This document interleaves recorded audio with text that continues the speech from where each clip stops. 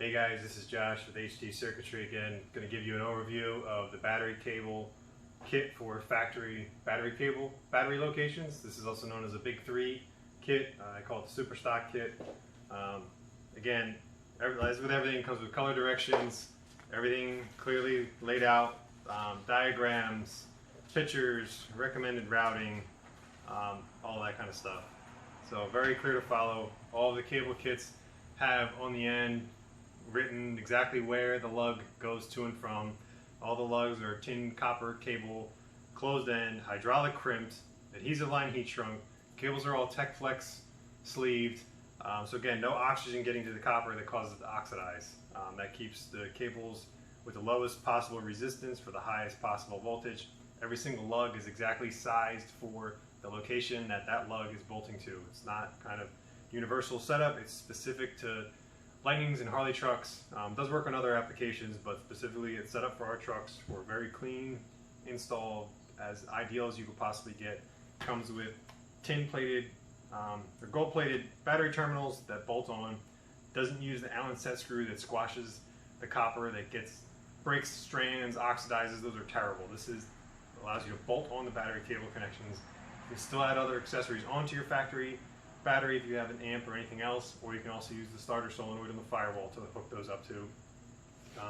Upgrades the factory fusible link to an ANN fuse, and includes the fuse holder, includes the protective boots and the plastic cover, includes a spare fuse in case you accidentally arc something, not paying attention at one point.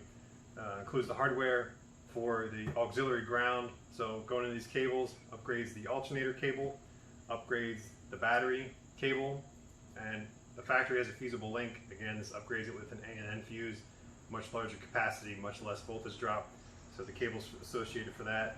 The battery ground cable, as well as an auxiliary engine ground cable. Improving engine ground definitely helps with overall performance, one of those pieces to the puzzle that should not be overlooked. Includes the hardware to ground the engine to the frame with that cable. Also includes the lugs required to redo the starter cabling. So the starter cabling is sufficient in size factory, it's only used for starting, but the routing is kind of ugly factory. It's all rat's nested up at the battery itself. This kit cleans that up. It relocates the starter cables over to the starter solenoid for much cleaner routing. So it includes the lugs you need to redo that. It even includes the heat shrink. It's covering the directions, what you need to cut, what you need to crimp.